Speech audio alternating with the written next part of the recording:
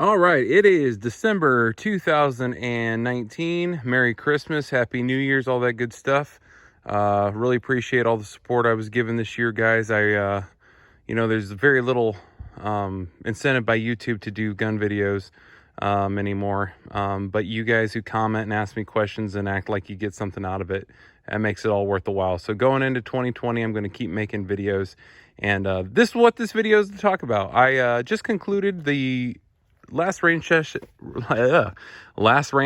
of 2019, and I just kind of wanted to do a quick year in review, cover some questions that have come up that I haven't addressed yet, and kind of moving forward what to expect in 2020 if you keep up with my channel. So I apologize in advance because I'm going to try and cover all these things at once. I'm probably going to be a little scatterbrained and all over the place, so bear with me. So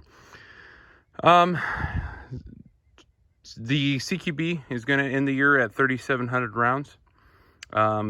Somebody was asking for a Glock update after I did that video. New Gen 5 Glocks are out. We've already discussed about that in my video. Mine is fully finished as of right now. Got the trigger guard undercut. Got this little grip plug. Frames have been stippled. Dawson fiber sights. I can't remember the trigger I put in there, but it's really nice. Extended controls. Yada, yada, yada. So it is done for all intents and purposes, unless I RMR it, which I'm leaning towards doing. So anyway, speaking of Glock though, real quick, since we're on the subject,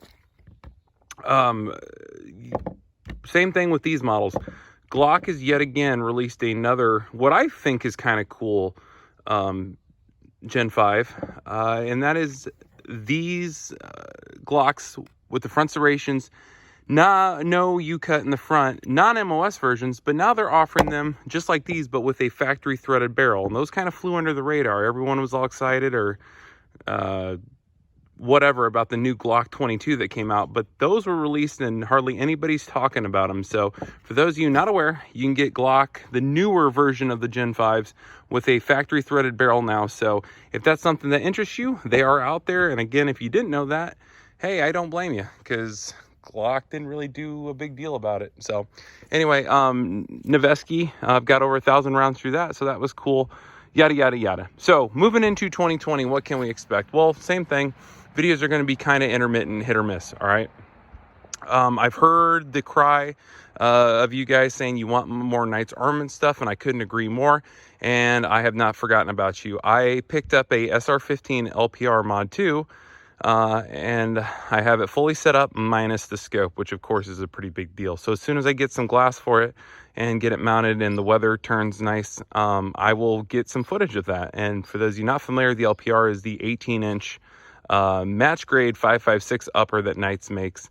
And I think it's going to be a pretty cool gun. We're going to do some accuracy testing with that and kind of see what kind of performance I personally can get out of it. So definitely the weakest thing in that equation is going to be me.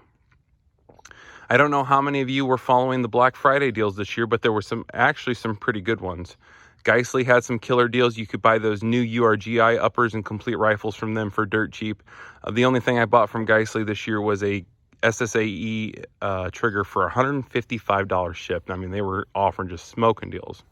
Another thing that caught my eye, and again, there was a bunch, but Noveske was offering 30% off Gen 4s. So I ordered a Gen 4 shorty pistol in 300 blackout. So it's got about a 10.5-inch barrel. It is considered a pistol. It's got the SBA 3 brace. It's on order. They were offering that, oh gosh, normally they're $2,600 or something like that MSRP off their website, and I got it for like $1,800 something. It was a smoking deal. So hopefully that'll be coming soon. We'll show that off. I haven't seen any videos on YouTube of the Gen 4 shorties. So hopefully if anybody's interested, you can reference that.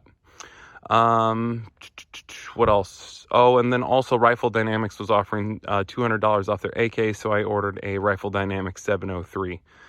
So if you're an AK fan, if you like Rifle Dynamics or AKs in general, stay tuned. I should have that in a couple months, and I'm going to get that set up, and we'll kind of see how the AK does. I'm going to keep a round count on the AK. Again, not that the AK needs vetted. Obviously, the AK is been established, and it doesn't need me to vet it or not for it. But I'm just going to keep a round count and just kind of for my own personal experience, and I'll kind of share my results. We'll kind of do some accuracy testing. Granted, it's only going to have an aim point on it, but we'll do some accuracy testing, and we'll keep a round count and just see how long the old girl keeps chugging along, okay? So we covered the Glocks. We covered Black Friday deals. We covered the night stuff. Also expect to see some CQB Mod 2 SR15 action in the near future, or going into next year. And then that, I think, about covers it. I probably missed something, but that's what happens when you don't write notes and kind of jumble all over the place. Oh, one thing I did want to talk about. Again, I don't want to get political, but I thought I'd be a public service announcement, and I could be right or wrong about this, so take what I'm about to say with a grain of salt, and please don't turn it into a big political commentary. That's not what this channel's for. But I just, as a gun owner, I thought I'd give these words of advice to people if you choose to listen. So obviously going into 2020, it's a presidential election year in the United States, okay?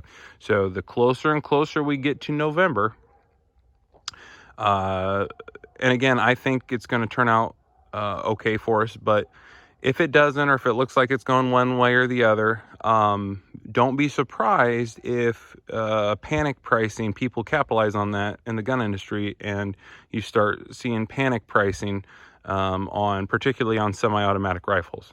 So if you have your eye on something, particularly these style of guns, I would advise you to act on it now, act on it sooner rather than later. Okay.